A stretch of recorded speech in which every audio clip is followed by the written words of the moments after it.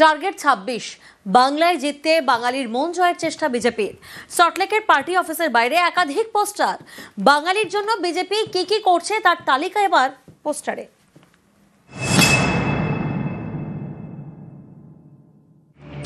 जय मां काली,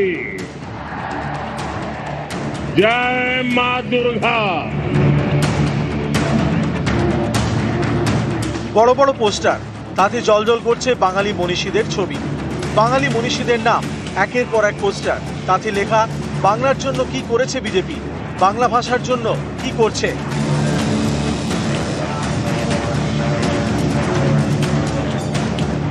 এমনই সব পোস্টার ফ্লেক্সে সেজে উঠেছে বঙ্গ বিজেপির সল্টলেকের অফিস।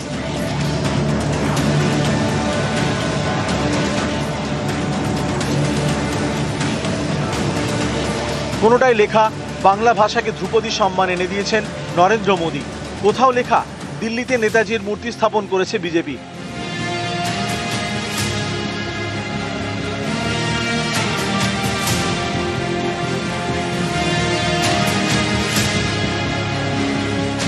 এ যেন পোস্টারে পোস্টারে বাঙালির মন জয়ের চেষ্টা, বাঙালি আবেগকে ছোঁয়ার চেষ্টা।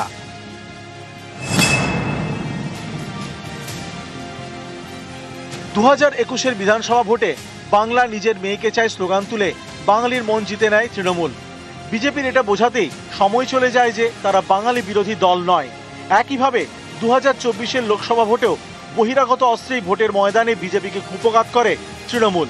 26-এর লড়াইয়ে তাই শুরু থেকেই বাঙালির মন জিততে কোমর বেঁধে ঝাঁপিয়েছে বিজেপি। সম্প্রতি প্রধানমন্ত্রী রাজ্যে এলে তাকে দুর্গার মূর্তি উপহার দেন বঙ্গ বিজেপির নেতারা।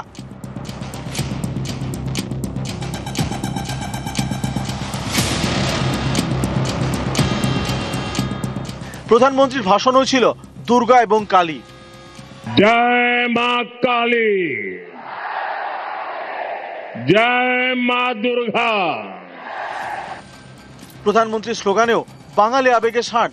भाजपा के लिए बांग्ला अस्मिता सर्वोपरि है। এবার বিজেপির পার্টি অফিসের বাইরেও পোস্টার ফ্লেক্সে বাঙালি আবেগকে ছোঁয়ার চেষ্টা। আমাদের পার্টিটা রাষ্ট্র পার্টি, এতে আমরা ভাষা নিয়ে রাজনীতি করবো কেন? আমরা সবাইকে এক মনে করি, যে যার ভাষা যাই হোক আমরা সবাই একটাই পরিচয়, আমরা ভারতীয়। চেনা বামুনের পৈতে লাগে না। বিজেপিকে আজকে সার্টিফিকেট নিতে হচ্ছে কেন? তার কারণ বিজেপি বাংলা বিরোধী কাজ করেছে। ওরা হিন্দু হোক বা মুসলমান, টার্গেট ওদের বাঙালি, তাই জন্য ওদের বাঙালি অস্মিতার বিজ্ঞাপন করতে হয়, কারণ বিজেপি মাত্রই বাঙালি বিরোধী, বাংলা বিদ্বেষী। নরেন্দ্র মোদীর কৃতিত্ব, বাংলার জন্য করা একাধিক কার্যকলাপ, তারই একেবারে ক্ষুদ্র ক্ষুদ্র চিত্র তুলে ধরেই নতুন পোস্টারে সেজে উঠছে বঙ্গ বিজেপির সল্টলেক দফতর। আর সেখান থেকেই তারা আগামী দিনে 26-এর সুর বেঁধে দিতে চাইছেন এবং লড়াইয়ের পন্থাও বদলে দিতে চাইছেন কর্মী সমর্থকদের কাছে। ক্যামেরায় খোকনের সঙ্গে সুস্মিতা, নিউজ 18 বাংলা, কলকাতা। এসআইআর চালুর পর এনআরসি আতঙ্ক, অভিযোগ এই ভয়েই আত্মঘাতী হন আগরপাড়ার প্রদীপ কর। দেহের পাশ থেকে মেলে সুসাইড নোট, কিন্তু তার ডান হাতে 4টে আঙুল কাটা। তাহলে তিনি লিখলেন কি করে?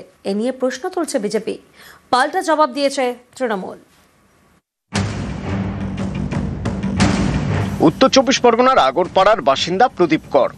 অভিযোগ, মঙ্গলবার তিনি আত্মঘাতী হন। প্রতিবেশীদের দাবি, মঙ্গলবার থেকে এসআইআর চালুর পর থেকেই দুশ্চিন্তায় ছিলেন। এসআইআর কি, নাম বাদ গেলে কি হবে, এ নিয়ে প্রতিবেশীদের কাছে খোঁজ খবরও নিচ্ছিলেন। এরই মধ্যে মঙ্গলবার বাড়ি থেকে ঝুলন্ত দেহ উদ্ধার।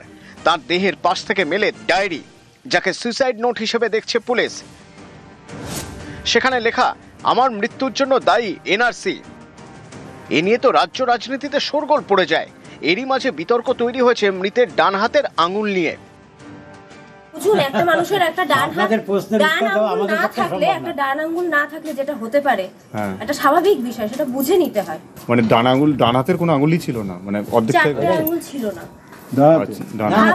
হাত ছিল। খাওয়া দাওয়া কি ডান হাতে না বাঁ হাতে করতে পারে নাকি? ডান হাতে। এ নিয়ে ময়দানে নেমে পড়েছে বিজেপি। তো পুরো সাজানো, সব লোক জানে।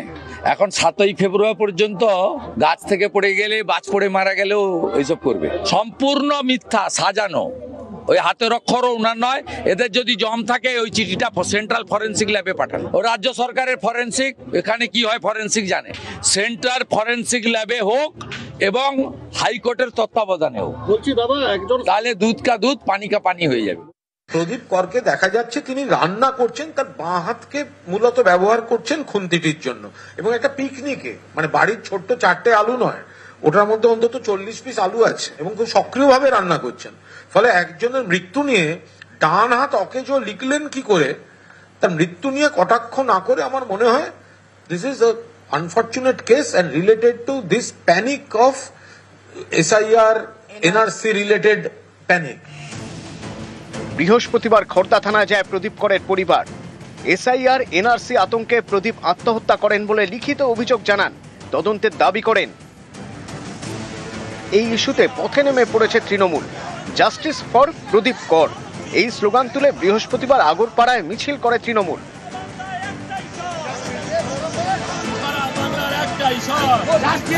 রাজ্যের নানা জায়গাতেই এদিন মিছিল করে তৃণমূল।